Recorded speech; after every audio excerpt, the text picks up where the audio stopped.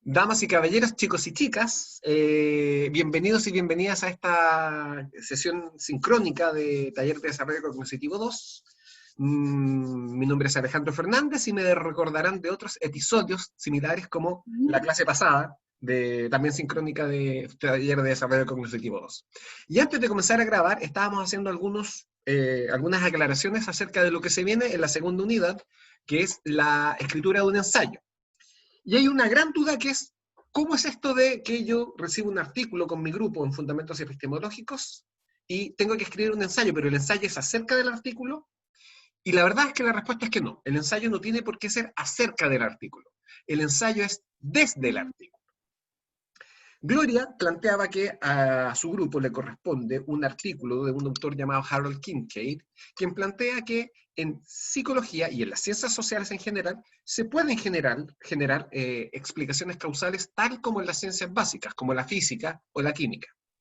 Lo que sí yo no sé es si Kincaid hace alguna aclaración o plantea algún detalle y dice, se puede hacer este tipo de explicaciones causales, pero con ciertas consideraciones, con ciertas condiciones. No sé si él Sí, hace algunos bemoles en ese sentido. creo que, creo que hay algo que se considera una consideración.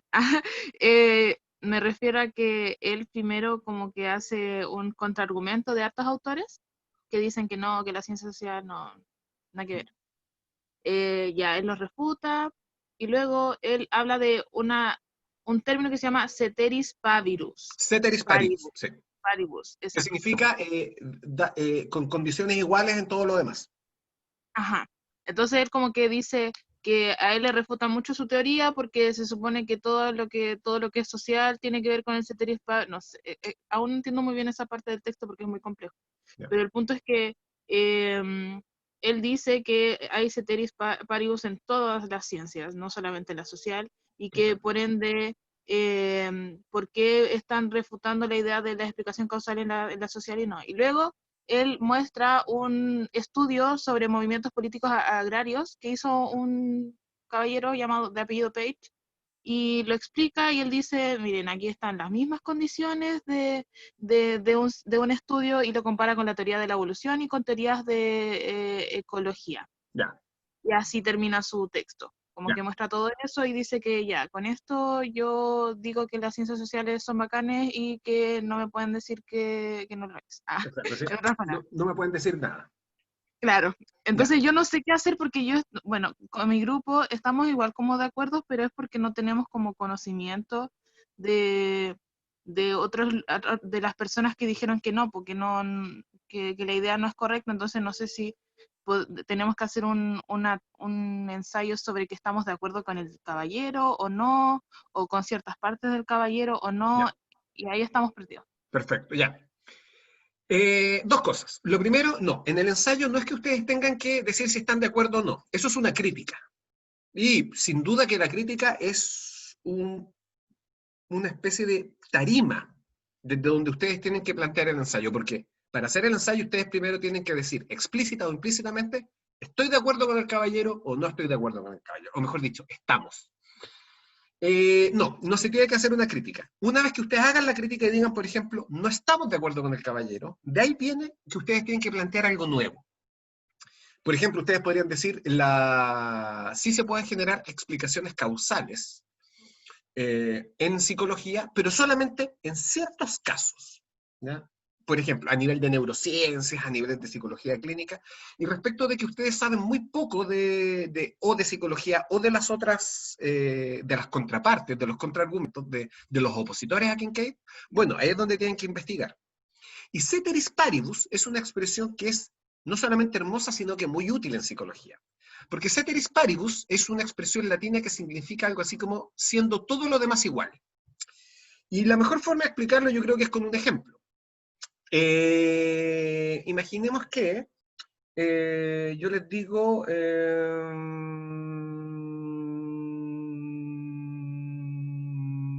lo tengo. La PSU mide esfuerzo personal. Polémico, absolutamente polémico. ¿Por qué? Porque se entiende que quien más se prepara para la PSU obtiene mejor resultado. Típicamente es así, pero hay unos bemoles. Si yo recibí una educación débil, con profesores que no estaban motivados, en condiciones además muy adversas, condiciones materiales que eran adversas, con malos materiales, ¿cierto? Sin apoyos audiovisuales, sin actividades lúdicas. Eso va a generar también un hándicap. A fin de cuentas, nosotros sabemos que colegios privados siempre van a tener mejores puntajes PSU que colegios municipalizados o colegios rurales. Siempre es así. O sea, al final, lamentablemente, una de las grandes variables dentro de la sociedad que genera diferencias más que en el resultado, en los resultados de desempeño es el nivel socioeconómico. Nivel socioeconómico, lamentable. Entonces, perfectamente alguien puede criticar mi afirmación y decirme, no, la PSU no mide esfuerzo personal. La PSU lo que mide es nivel socioeconómico. O sea, al final tú tienes que, en los colegios privados, siempre vas a tener mejores puntajes PSU, por distintos factores. Entonces, lo que yo estoy afirmando es que la PSU mide esfuerzo personal ceteris paribus. Es decir, si todas las demás condiciones son iguales. Es decir, tomemos dos grupos de estudiantes. O no, ni siquiera dos grupos de estudiantes. Un solo grupo de estudiantes. Un solo grupo de estudiantes, ceteris paribus. ¿Qué significa eso? Todos provienen de familias que tienen el mismo ingreso per cápita. Todos provienen de familias que tienen la misma conformación familiar. Padre, madre, la misma cantidad de hermanos. Todos tienen las mismas condiciones de vida. Su propia habitación, un lugar donde estudiar. Todos tuvieron que desplazarse el mismo distancia, desde su hogar a su casa. Y así, y vamos igualando todas las condiciones.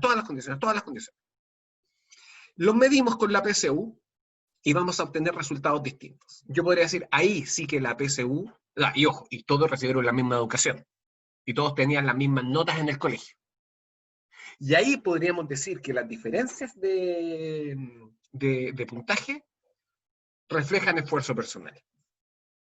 Es decir, eso significa ceteris paribus. Si todo lo demás es igual, si no, es muy difícil hacer las comparaciones. Pensemos, que, por ejemplo, lo que ocurre en física. Yo asumo en física que un átomo de hidrógeno es exactamente igual a otro átomo de hidrógeno. Y si yo hago el experimento en Australia, o si yo hago el experimento con el átomo de hidrógeno en Suiza, los resultados van a ser necesariamente los mismos. Pero en psicología, en las ciencias sociales, es muy difícil garantizar esa igualdad de condiciones. Ceteris paribus, por lo tanto, es más bien una condición hipotética, mental, filosófica. Yo puedo asumir explicaciones causales, pero siempre considerando un ceteris paribus mental. A eso se refiere el ceteris paribus, que es súper importante en psicología. Qué bueno que me lo explicó. Muchas gracias, profe, por tomarse el tiempo. Porque yo no lo entendía para nada. O sea, lo entendí un poco, pero en internet no había mucha información sobre eso. Y el caballero de mi texto como que lo da porque la gente lo conoce, lo sabe. Un clásico de los filósofos de la mente y de la ciencia. No, si el resto es esto. Claro, muchas gracias. Sí. Y yo siempre he creído que todas las explicaciones deben tener necesariamente un componente teórico y un componente ejemplificador. Es decir, una explicación teórica y un ejemplo. El puro ejemplo puede generar malas conclusiones. Y la pura explicación teórica muchas veces no se entiende. Así que si se complementan bien, creo que la explicación queda sanita. Así que eso respecto al ceteris paribus. Pero ojo, ¿a dónde vamos con esto? Y este ejemplo ojalá les sirva a todos y todas. La idea es que ustedes, una vez que hayan entendido el texto, digan ya, ¿qué proponemos nosotros? ¿Qué puedo decir yo que sea nuevo?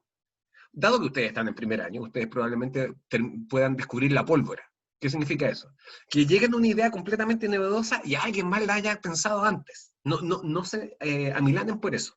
Lo importante es que ustedes crean en el sentido de crear, creen, en el fondo, claro, que creen una propuesta nueva, algo que sea propio, que vaya más allá de estoy de acuerdo o no estoy de acuerdo con el autor del texto.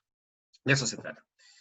Y Francisca, sí, estamos aclarando dudas no de los textos, lo que pasa es que en particular esto es un tema que yo manejo, pero ustedes me pueden pillar con un texto, si yo, la verdad es que Pablo me lleva mucha ventaja en filosofía de la mente y en filosofía de la ciencia, ni en epistemología, por lo tanto, hay muchas cosas que yo no manejo. Lo que sí estaba clarificando era en qué consiste el ensayo. Que el ensayo no es solamente criticar el texto y decir estoy o no estoy de acuerdo con el autor, sino que la idea es, una vez que yo estoy de entendí lo que decía el autor y sé si estoy de acuerdo o no, yo creo algo nuevo. Es decir, si a mí me tocó un texto que decía, por ejemplo, les podría haber tocado un texto acerca de un filósofo conductista, que es Gilbert Ryle, que planteaba que la voluntad no existe, que la voluntad es voluntad, hacia el concepto de la voluntad es una ficción útil, pero no existe la voluntad y no se puede estudiar ni sistemática ni científicamente. Yo perfectamente podría decir, ya, sí, ok, yo estoy de acuerdo con este autor. Y mi tesis consiste en que esto inmediatamente desarma los sistemas judiciales del mundo, porque no existe la responsabilidad personal y por lo tanto no existe la responsabilidad penal. Eso ya es un ensayo, porque esa es una idea que a mí se me ocurrió en base a lo que decía Gilbert Ryle. Ese es un ejemplo de un ensayo que ustedes podrían hacer. Así que eso es cuanto les puedo comentar. ¿Alguna otra duda respecto del ensayo propiamente tal?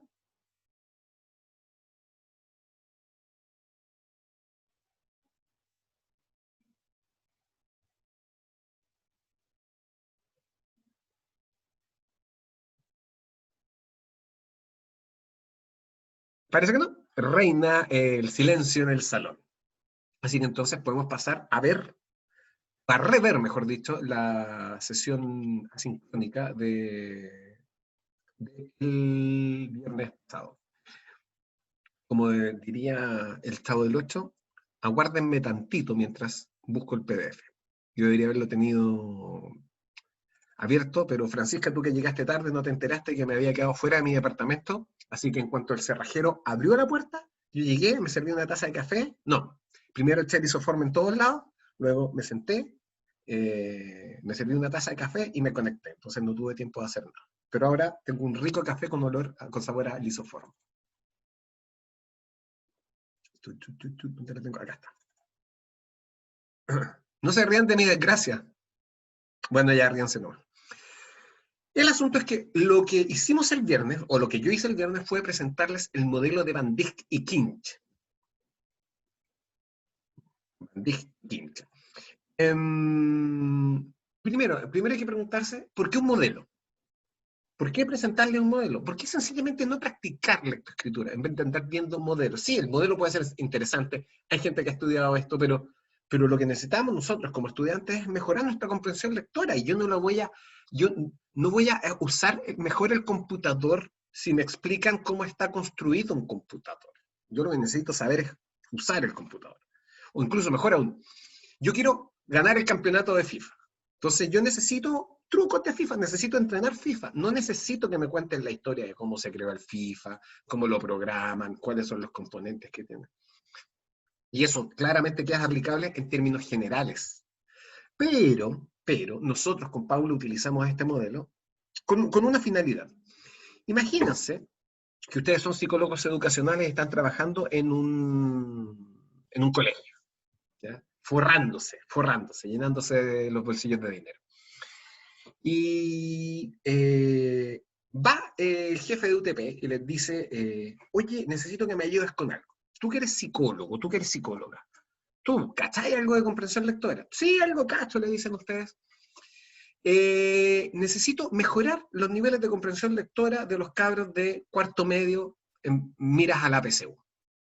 Y ustedes, bueno, tienen que trabajar en eso. O sea, en el fondo, cuando dicen necesito que me hagan un favor, no es un favor, es una solicitud laboral, que es otra cosa. Entonces, ¿ustedes cómo abordan el mejorar la comprensión lectora en estudiantes de cuarto medio? Una cosa sería comenzar a utilizar la intuición, pero para eso sirven los modelos. Los modelos nos dicen, son representaciones de la mente o de procesos mentales. Dado que la mente es tan compleja y que tiene tantos procesos, no existe ningún modelo que yo conozca que sea exhaustivo y que les diga, esta es la mente. La mente tiene emociones, la mente tiene motivaciones, la mente tiene pensamientos, y los pensamientos se desgranan en esto y se conectan con esto otro, y se genera la conducta. No hay ningún modelo que sea exhaustivo y universal de la mente humana. Lo que típicamente se hace es que se agarran ciertos procesos o ciertos fenómenos y se los estudia durante años. Y al cabo de años, los equipos investigativos dicen, ya, esto es lo relevante para explicar este proceso. Y en lectura, lo que existe es esto, esto y esto otro. Y de ahí es de donde nacen Van Dijk y Quint. Y este es uno de los modelos de lectura más enormes que existen. Así que por eso es que es relevante verlo. Y yo creo que todos ustedes y todas ustedes vieron la clase del viernes, pero acá la tenemos, ¿cierto? Comprensión lectora, modelo de Van Dijk y Quint. Lo primero, que todo texto tiene una superestructura y una macroestructura. ¿Qué es lo que es la superestructura? La ordenación general del documento. Por ejemplo, ¿qué cosas incluye la superestructura de un texto dramático, es decir, de una obra de teatro?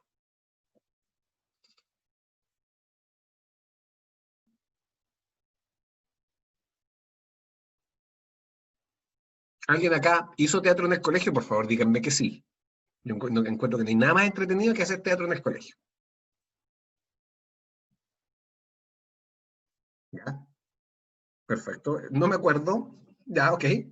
Sí. Pía, tú hiciste teatro. Francisca, tú hiciste teatro. Ya, en un liceo municipal con suerte habían baños. Pero ojo, Gloria, ojo, Gloria. Quizás no había una compañía de teatro en vuestro colegio, pero en la era de las redes sociales yo creo que un cabro que está en octavo básico, en primero medio, además que puede googlear y buscar así como grupo de teatro popular, debe haber así como colectivos de teatro de gente que justamente parte de esa inquietud. No hay teatro en mi colegio, pero yo sí quiero hacer teatro. ¿Hay más gente que quiere hacer teatro? Algo se podía hacer. ¿Ya?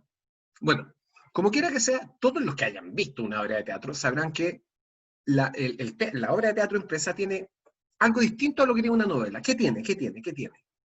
O mejor dicho, le voy a tirar yo una pregunta. ¿Sabes lo que es un... Lo voy a escribir mejor para no se burlen de mi pronunciación. Un dramatis personae, también expresión en latín. Vendrían siendo los entre paréntesis de las acciones, ¿cierto? No, esos no sé cómo se llama, y no sé si tienen un nombre en latín, pero esos son en el fondo descriptores, creo, si no me equivoco, que como bien dices, son descripciones entre paréntesis, que sí, ese es un elemento de las obras de teatro. Pero el dramatis personae es la descripción de los personajes de la obra. Siempre al comienzo aparece, qué sé yo, Hamlet, príncipe danés, Iago, amigo de Hamlet, Ofelia, enamorada de Hamlet, y así. Ese es el dramatis personae. Pía también lo dice correctamente. Una obra de teatro tiene diálogos. Y los diálogos son lo que el corazón de la obra de teatro. Ahora bien, ¿cuál es la diferencia? Y esto es para los que les gusta o los y las que les gusta el cine, entre una obra de teatro y un guión. ¿Han leído alguna vez un guión? ¿Han visto alguna vez un guión? Por ejemplo, de repente en las entregas de los Oscars, a los que les gusta ver eso, hacen un ejercicio que es súper interesante, que es que cuando premian guión, muchas veces muestran una escena de la película y muestran el guión. Y en el fondo lo que muestran es cómo el guión contenía instrucciones claras respecto de lo que luego se vio en la pantalla. Los guiones de Tarantino, por ejemplo, si alguna vez han leído un guión de Tarantino, sabrán cuál es la diferencia entre una obra de teatro y un guión, porque un guión es básicamente una obra de teatro, pero hay diferencias. ¿Cuáles son?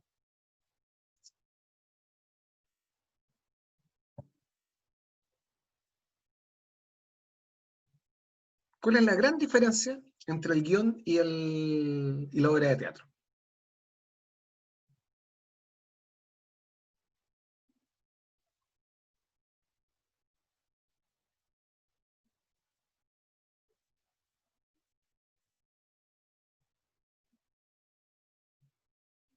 Ya, es cierto, Gloria, no se ven igual, tienen estructuras distintas. Pero no olviden que el guión está diseñado para un medio distinto, que es el cine. En el guión hay instrucciones, hay descripciones de acciones descripciones muy precisas, como por ejemplo, camina 3 pasos, toma el cigarro y lo enciende, pero el encendedor no funciona. Entonces lo tira al suelo. Esa es una instrucción que ustedes van a ver típicamente en un guión, pero no en una obra de teatro, que tiene descripciones mucho más generales. En la obra de teatro es, toma un cigarro y lo enciende, o toma un encendedor y no funciona. Y por otro lado, el guión además tiene instrucciones para la cámara. Por ejemplo, vemos la nuca del personaje mientras habla. Eso jamás lo van a ver en una obra de teatro. Ahora, a los que les interese el cine, existen talleres de guión. Yo jamás he tomado un taller de guión, pero me encantaría.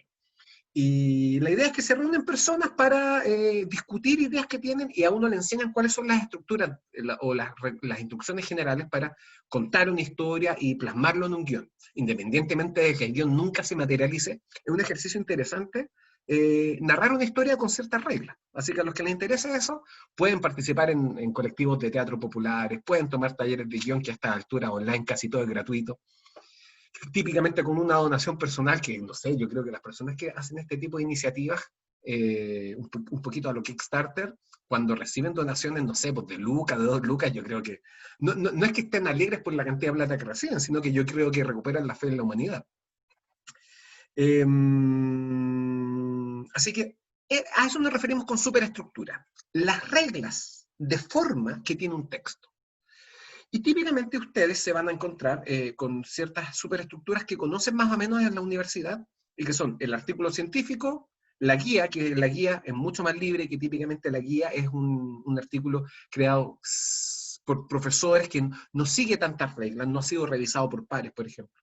El libro, el capítulo de un libro, y la diferencia entre un libro y un manual, que el manual típicamente es un texto de corte más bien pedagógico, que tiene imágenes, tiene los famosos ¿sabías qué? O ese set de preguntas al final del capítulo, y que uno lo lee y uno no recuerda nada, y uno dice que estuve leyendo. ¿Se han dado cuenta? Bueno, eso es lo que distingue al manual del libro común y corriente. Y eso es la superestructura. Van Dijk y Kinch plantean que la superestructura es importante para entender un texto, pero lo fundamental es la macroestructura. ¿Y qué es la macroestructura? No es todo el contenido del texto, sino que es el contenido central del texto.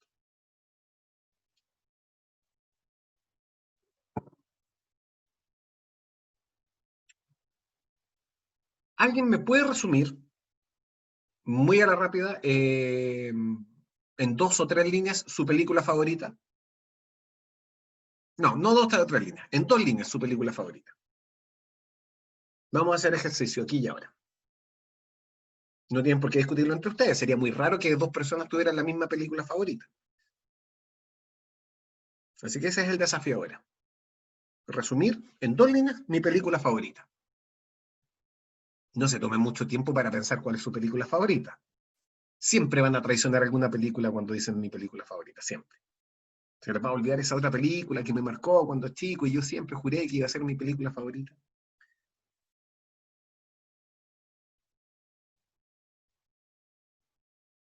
Nuevamente, acá el chat no me dice fulanito o fulanita tal está escribiendo, así que voy a asumir que están escribiendo. Yo estoy escribiendo. Bien, Francisca, muchas gracias.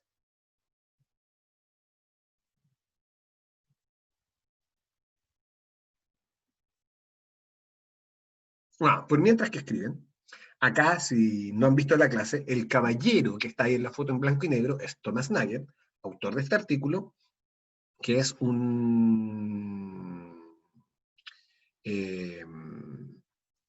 especulación desde la filosofía de la mente en torno a cómo sería experimentar el mundo, vivenciar el mundo desde una construcción biológica completamente distinta. Ya que obviamente nosotros somos seres tremendamente visuales, ya que tenemos una vista que es muy privilegiada. Pero si nosotros fuéramos seres que vivimos primariamente en la oscuridad y que en general vemos muy poco y exploramos el mundo y nuestro alrededor, principalmente a través de los sonidos, eso es lo que plantea el artículo. El caballero que está ahí es Thomas Nagel, autor del artículo. Ahora, Débora, el resumen que tú hiciste, un viaje a un lugar desconocido, podría ser eso describe muchas películas. Las Crónicas de Narnia, la 1 por lo menos, Viaje al centro de la Tierra,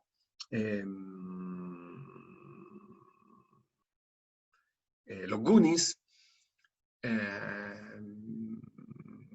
Interstellar. Pero no importa, Débora, no importa que te pases de la línea 2, ¿ya? Pero, por ejemplo, si yo les digo, los que hayan visto, a ver, una niña está cansada de su vida y descubre una puerta que la lleva a su vida soñada, pero se vuelve una pesadilla. Ah, creo que sé cuál es, pero no la he visto, ¿ya? ¿Qué película es, Pía? Una niña está cansada de su vida y descubre una puerta que la lleva a su vida soñada, pero se vuelve una pesadilla. Ah, no, ya sé cuál es. Ya sé cuál es, Pía. Es Coraline.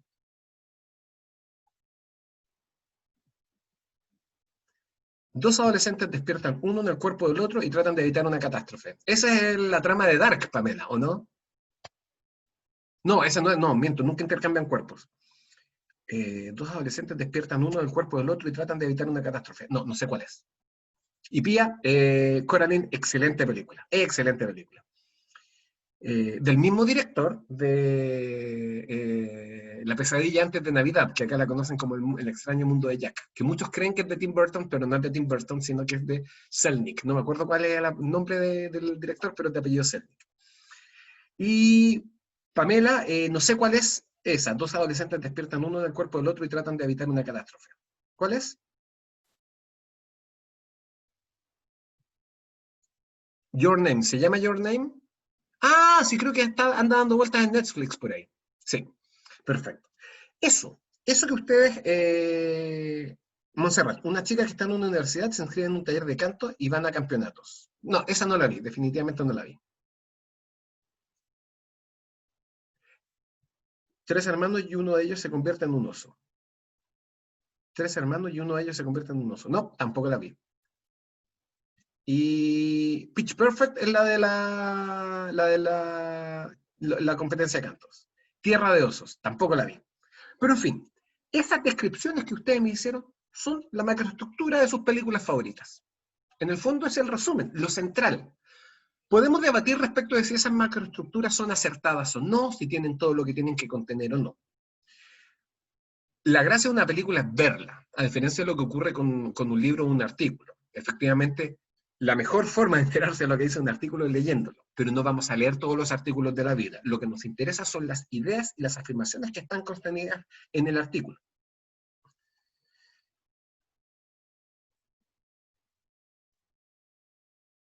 El castillo ambulante. Asumo que el castillo ambulante es el castillo ambulante Howl, ¿cierto? Sí, pero básicamente es la historia de una chica que por un hechizo queda en el cuerpo de una anciana y no me acuerdo así cuál era el conflicto, pero básicamente lo que ella desea es volver a la normalidad. Pero muy, muy buena esa película. A mí de Miyazaki, la otra que me gusta mucho es El castillo en el cielo, el que me encanta. Es una película así, pero hermosísima. Eh, y Gloria yo creo que da en el clavo. Se convierte en abuelita y enamora a un sad boy. Pero Gloria está dejando fuera el castillo, ojo. Ya, pero vamos a terminar con las películas favoritas porque yo sé que abrir un cofre que no tiene fondo. Podemos estar hablando de eso durante horas. Lo importante acá es qué es lo que es la macroestructura. Y es el contenido central del texto. Es la estructura semántica del texto. Hace referencia a su tema total y a su coherencia en tanto globalidad. Es decir, cuando describimos la macroestructura, sería erróneo poner la carreta antes de los bueyes, o en el fondo describir una película primero con el final y luego con los eventos intermedios, a menos que así esté narrada la película. Hay muy buenas películas que parten por el final. Como por ejemplo el Club de la Pelea. ¿Vieron el Club de la Pelea? Parte en el 98% de la película. Y cuenta toda la historia para atrás. Y una vez que contó toda la historia, volvemos al 98% y ahí tenemos el 2% restante, que es magistral. El que no haya visto el Club de la Pelea, vaya a verla ahora. Y la macroestructura se conforma de macroproposiciones. ¿Qué es lo que es una proposición? Una proposición es una afirmación o idea. ¿Y por qué le pusieron macroproposiciones? Porque son las proposiciones esenciales del texto.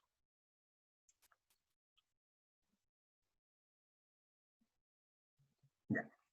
Y para Van Dijk y Clint comprender es encontrar la macroestructura del texto, es decir, el conjunto de ideas principales o centrales.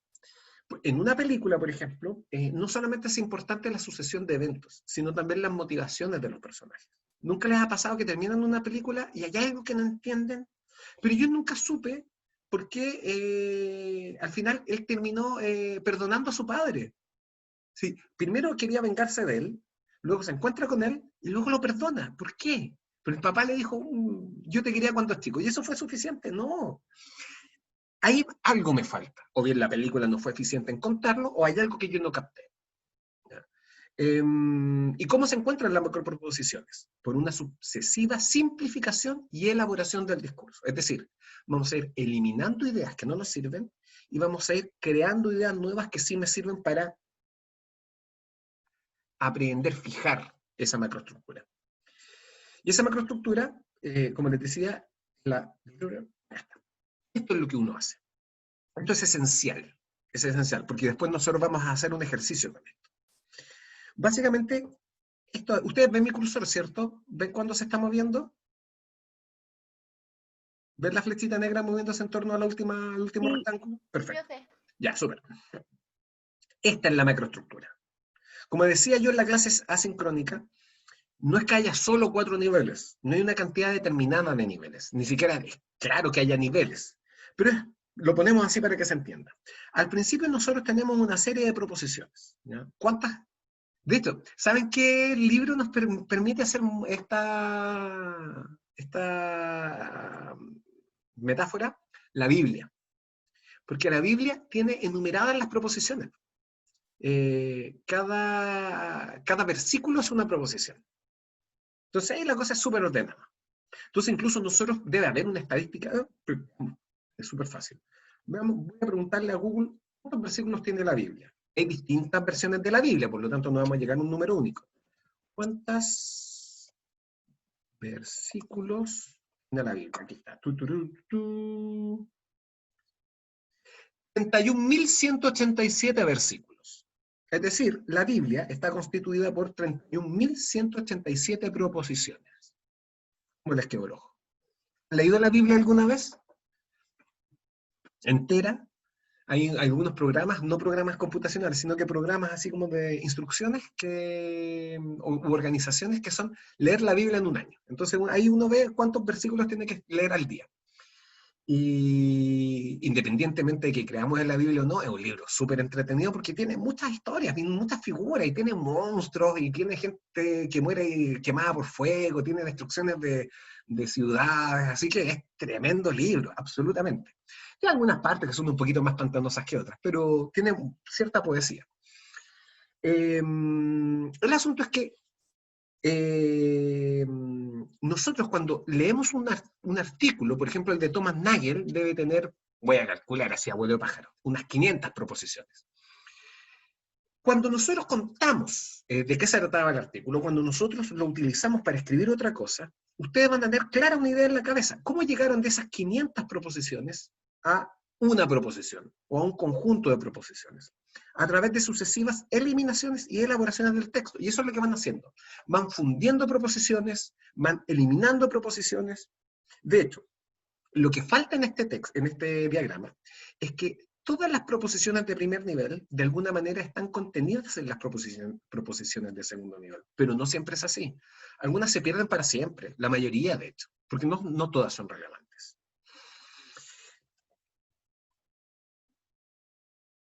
El modelo de Van Dijk y Quint existen 4 aspectos fundamentales: la sintaxis local y la sintaxis global, la semántica local y la semántica global. La sintaxis es la ordenación. Por ejemplo, capítulo 1, capítulo 2, capítulo 3, capítulo 4, capítulo 5. Eso es una sintaxis, lo cual es como obvio y lógico, ¿cierto? Pero ojo, ¿alguien acá alguna vez leyó, tuvo en sus manos, o oyó hablar de un libro de Julio Cortázar llamado Rayuela?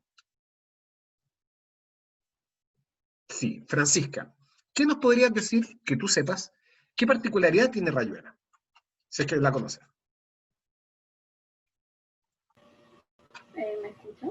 ¿Sí? Ya, a ver, una de las particularidades como del libro en sí, como de su estructura, es la forma de que uno puede leerlo. ¿Ya? ¿Por qué? Porque hay dos formas, muchas, pero las dos formas que está estipulada como por Cortázar es leerlo, bueno, hay capítulos prescindibles y los imprescindibles. Uno puede leer los capítulos imprescindibles eh, así de corrido, o leer, que es como la mitad del libro más o menos, o leer todo el libro pero desordenado, pero ordenado porque en realidad él te da el orden.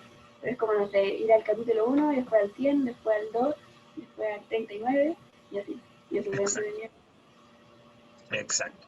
Y de hecho, sería súper interesante poder hacer el experimento de leer el libro de esas dos formas distintas. Pero es ¿Y cómo imposible, porque una vez que uno lo leyó en un orden, ya la segunda secuencia está interferida por la primera. Pero ese es el asunto. Es un libro que propone dos sintaxis distintas. Y eso yo lo encuentro así como voladísimo. Y muchos dicen que, claro, yo también lo encuentro genial. Y muchos dicen que Cortázar era excelente cuentista y pésimo novelista. Como que dicen que Rayuela es una novela insufrible, intragable. Pero yo la disfruté por lo menos. Los capítulos que leí los disfruté. El asunto es que a eso nos referimos con la sintaxis global, cómo se ordena el texto. Y la sintaxis local tiene que ver con la minucia, con la ordenación de una frase. Por ejemplo, estoy contento versus contento estoy. Son distintas sintaxis locales, pero la misma semántica. Y luego tenemos la semántica que es el contenido, el significado. La semántica local se refiere a entender una proposición o un conjunto de proposiciones. Mientras más diminuta el nivel de análisis, más local. Lo fundamental, lo más básico es entender una palabra, retruécano, o una expresión, ceteris paribus, por ejemplo. Eso es lo fundamental. Pero realmente donde se juega la comprensión de lectura no es la comprensión individual de palabras, ideas u oraciones, sino que más bien es la semántica global, que es el contenido general del texto. Por ejemplo,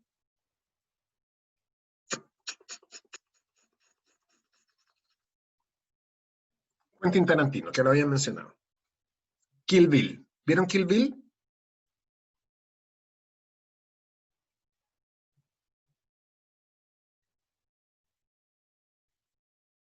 Ya. Gloria, voy a entender de tus 3 I latinas que no solamente la viste, sino que además la disfrutaste. Perfecto. Sí, cuando yo decía Kill Bill me refería realmente a las dos, que es una película partida en dos. ¿Alguien más vio Kill Bill? No, Pamela, tienes que verla. Bueno, siempre y cuando te guste Tarantino y el cine violento, porque realmente es un gusto muy adquirido, es como el wasabi en el sushi. Para los que hayan visto Kill Bill, una pregunta. ¿Por qué? Y les voy a hacer un spoiler, pero filo, la película tiene más de 17 años dando vuelta por ahí. Tuvieron todas estas oportunidades para verla. ¿Por qué la novia deja viva a California Mountain Snake? Es decir, a la rubia. ¿Por qué la novia deja viva a la rubia? Esa es una pregunta de semántica global. ¿Por qué? Porque la película es acerca de la venganza. Y bueno, no les voy a dar la respuesta. Pero hay una razón por la cual la novia deja viva a la rubia. Porque la novia los mata a todos, menos a la rubia. ¿Por qué? Pregunta de semántica global. ¿Por qué? Porque hay un sentido en la película. Y eso es lo que me permite responder esos eventos particulares. Van Dijk y Clinch plantean que para cada uno de estos cuadrantes se aplican estrategias que son relativamente distintas. Para la semántica local, las estrategias de coherencia local, que es básicamente cómo lo hago yo para que esto y esto tengan sentido. El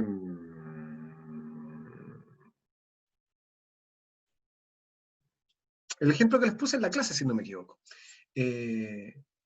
Quiero mandar a mi paciente al psiquiatra, pero no tiene plata. Quiero derivar a mi paciente al psiquiatra, pero no tiene plata.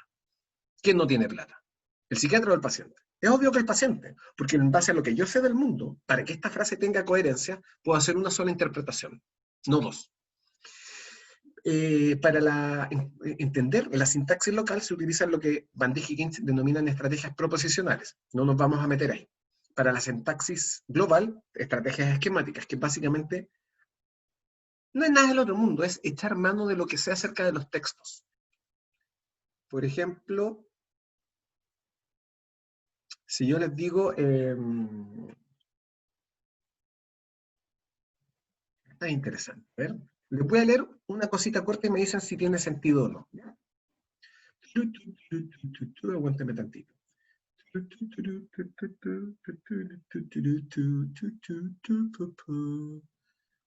Ya. Escuchen esto, por favor. Noche sin luna, la tempestad estruja, los viejos cedros. Gracias. ¿Cómo era? ¿Qué fue lo que dijo Alejandro? Lo repito. Noche sin luna, la tempestad estruja, los viejos cedros. ¿Qué les pareció eso?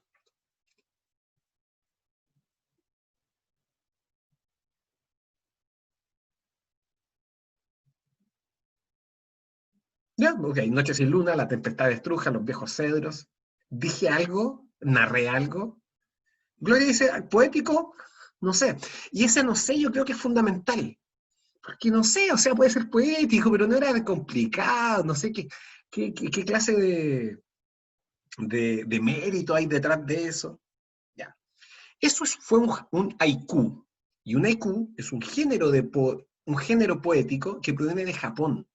Y este es un haiku de uno de los maestros, uno de los padres del género, que es Matsuo Basho, que es un poeta, un poeta japonés como del siglo XVIII o siglo XVII, puede ser, no lo tengo claro. ¿Ya? El asunto es que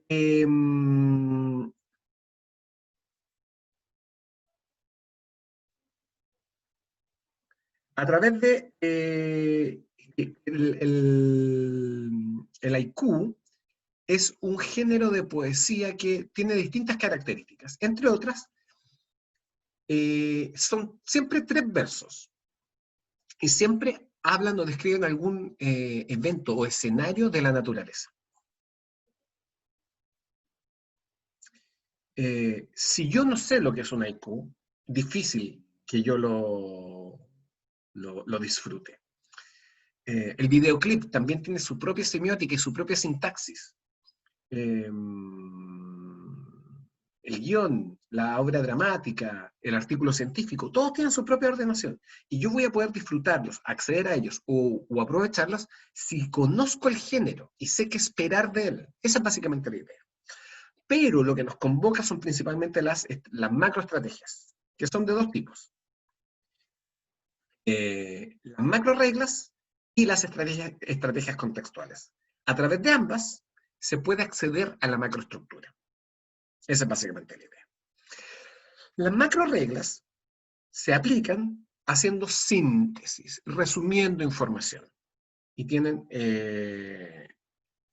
2 resultados. Reducen un conjunto de proposiciones a una cantidad menor de proposiciones. Y por otro lado, organizan la información en unidades semánticas, es decir, subtemas. Si yo voy ordenando mentalmente el texto y lo voy reduciendo en partes, después yo tengo partes que puedo manejar. Por ejemplo, yo perfectamente podría decir, voy a inventar, en el texto de cómo es ser un murciélago, o cómo sería ser un murciélago, en la primera parte, Thomas Nagel describe cómo están construidos los murciélagos. No, en la primera parte, Thomas Nagel describe el sentido de la pregunta y cómo la va a abordar. En la segunda parte describe cómo están construidos biológicamente los murciélagos y cómo ellos se relacionan ecológicamente con el mundo. Y en la tercera parte responde a la pregunta. Y la respuesta final de la pregunta es, le voy a hacer un spoiler, que no hay respuesta. Es decir, él considera que los murciélagos son poco menos que autómatas, que no tienen mente, y por lo tanto, si ustedes fueran murciélagos, podrían vivir el mundo, pero no habría nada dentro que cuestionara o que se maravillara en ser murciélago. Es como que si ustedes mágicamente pasaran a la mente de un murciélago, todo se apagaría y funcionarían de manera automática, como un autómata. Y luego si volvieran a su cuerpo humano, no recordarían nada de la experiencia porque no hubo nada que pudiera recoger esa experiencia siendo un murciélago. Yo estoy en desacuerdo con Thomas Nagel, pero le voy a escribir una carta algún día a ver si todavía está bien. Le voy a escribir un mail. El asunto es que las macro reglas permiten hacer eso. Reducir la información a temas que son manejables. Y las macro reglas son 3.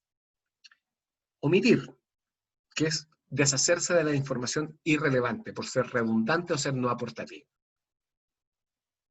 Luego viene el generalizar, que es ponerle un rótulo a un grupo de elementos. ¿Cierto?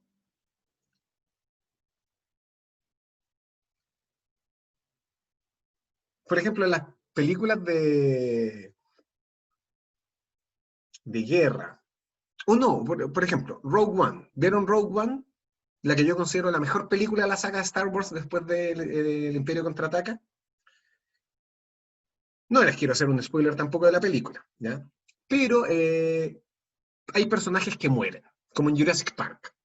Hay personajes que uno desde el comienzo sabe que van a morir. Y hay otros, la gracia del cine más moderno es que siempre van matando personajes que uno no esperaba que murieran.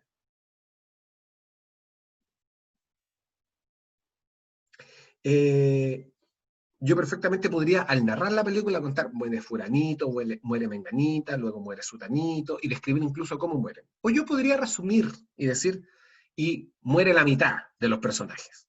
O mueren todos los personajes que venían del planeta Krypton. Eso es generalizar. Pero lo mejor de la generalización es cuando nosotros generamos un rótulo nuevo. Por ejemplo, en este ejemplo que tengo al frente, el de Natalia, aparece la categoría verduras, que todos la manejan, y la categoría abarrotes, que es un poco más nebulosa. ¿Qué son los abarrotes? Los abarrotes son todos los alimentos que vienen envasados. Esos son los abarrotes. Las conservas, los tallarines, etc. Todos esos son abarrotes. A eso nos referimos con un superconcepto, un concepto de orden superior. Y luego tenemos la construcción, que es la macrorregla creativa, que es generar información nueva. Y es arriesgarse. En el ejemplo que yo les ponía acá de Ernesto, no sabemos si Ernesto estaba estresado o no. Pero yo asumo que sí.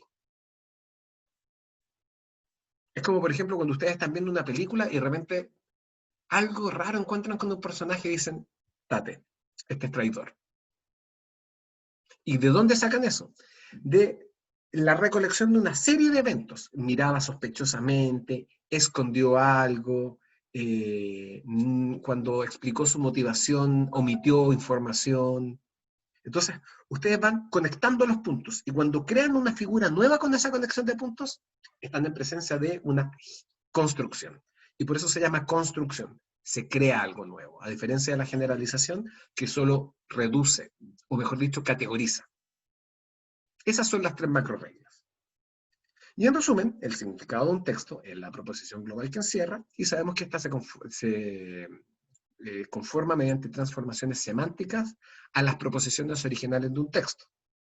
¿Y que son 3? La omisión, la generalización y la construcción. Ahora, lo que sí, esto no se agota solamente en los procesos de síntesis. 2 personas pueden entender el texto de manera completamente distinta. Lo mejor es, por ejemplo, la interpretación de qué se trata una canción.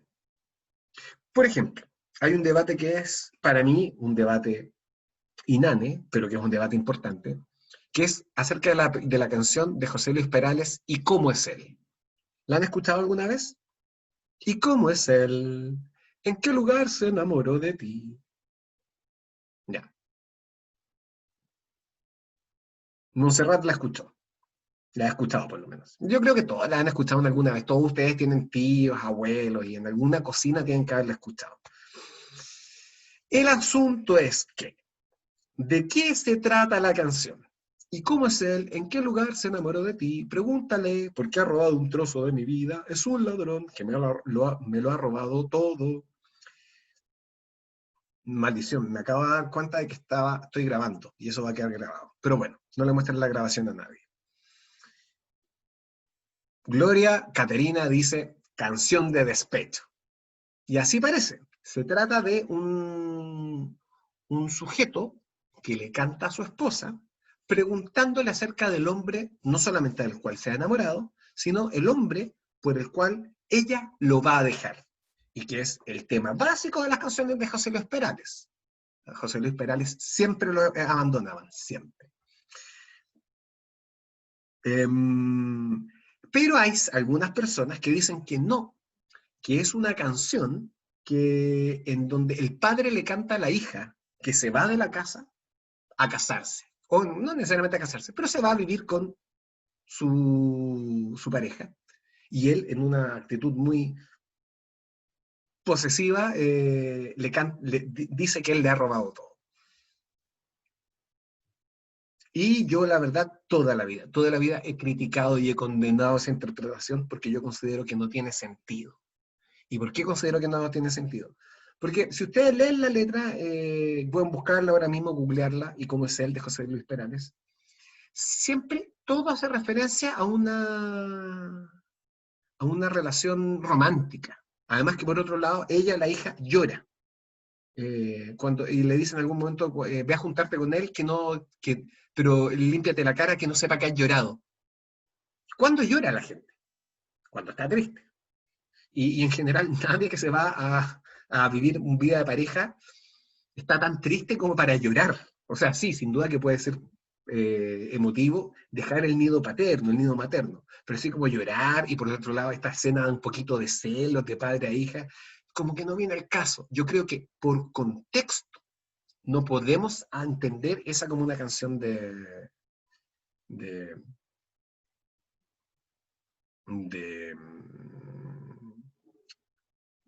claro, paternal. Claro, por otro lado, él le prepara el equipaje a ella, como bien dice Gloria. ¿Por qué le prepara el equipaje? Yo creo que es más loser todavía que él le prepara el equipaje a la esposa, que lo va a dejar por otro. Pero bueno, cosa de ellos. El asunto es que el contexto es importante. El contexto nos permite interpretar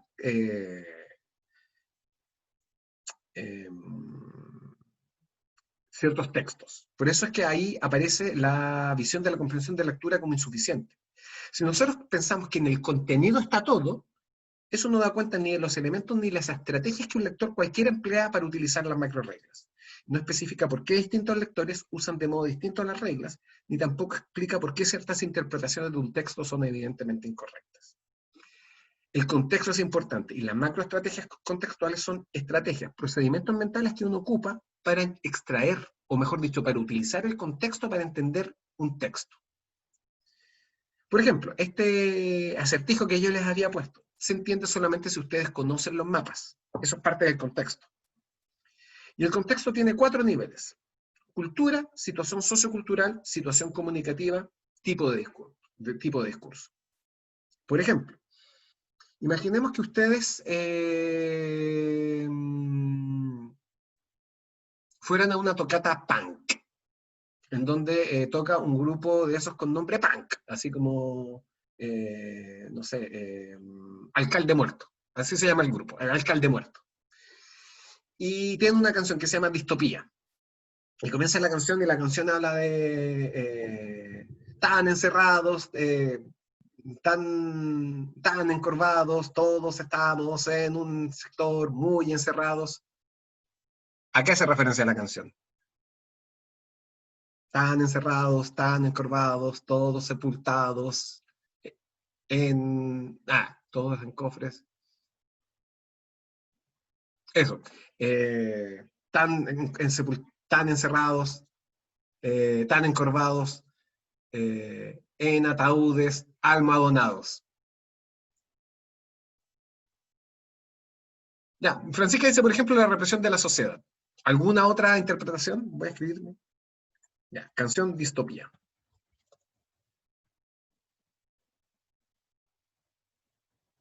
Tan encerrados, tan encorvados, en ataúdes almohadonados.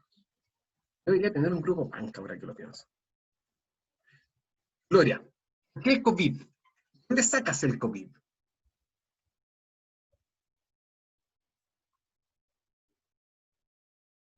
¿Ya? ¿Por qué? ¿Qué tiene de la distopía? La palabra distopía existía de antes, pero yo estoy seguro que muchos y muchas de ustedes conocieron la palabra distopía ahora en este último año. Muchos conocían la palabra utopía, pero ahora se puso de moda la palabra distopía. Entonces el título nos dice algo. La letra nos dice muy poco, pero la letra nos habla de gente encerrada.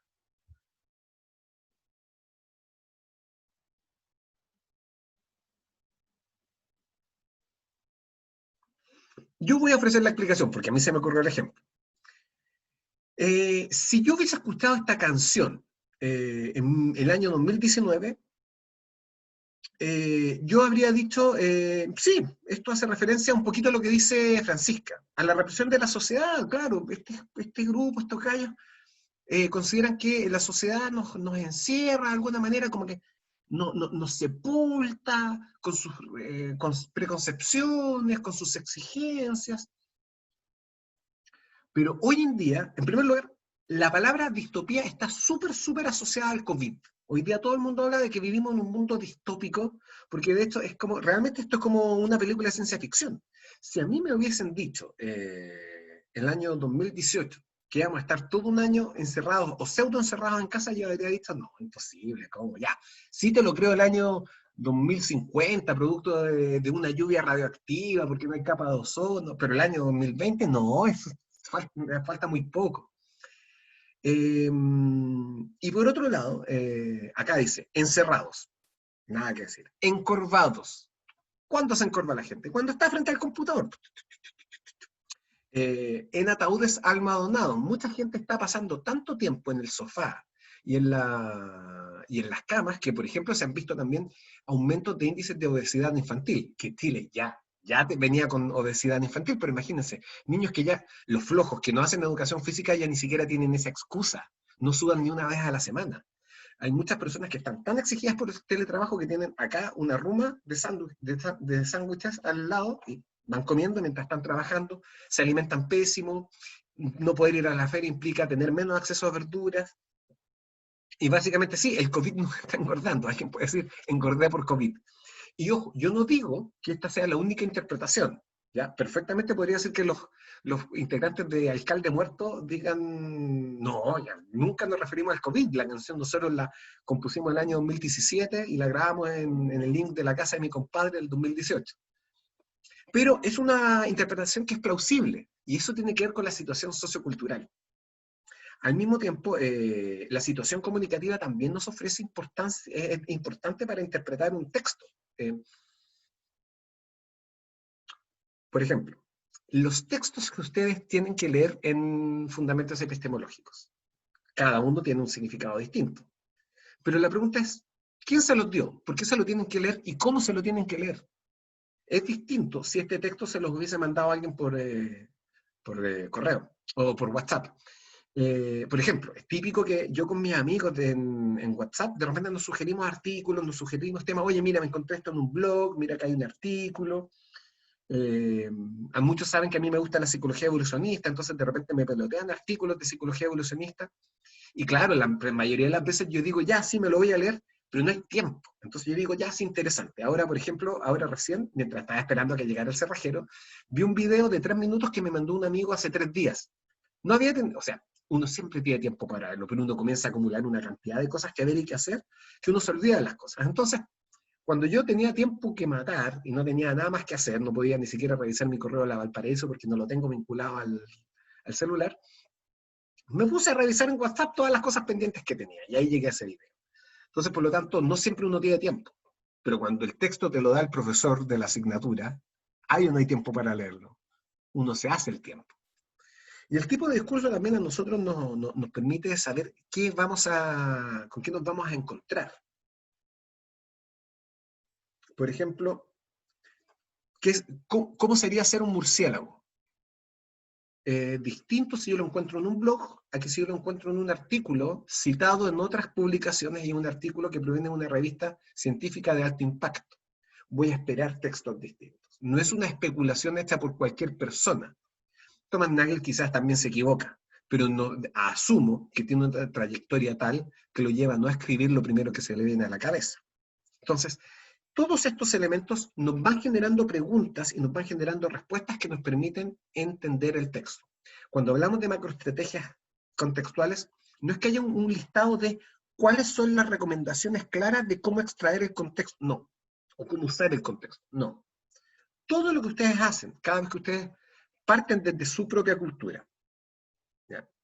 De su situación sociocultural, de la situación comunicativa y del conocimiento del tipo de discurso, ustedes están utilizando niveles de información contextual.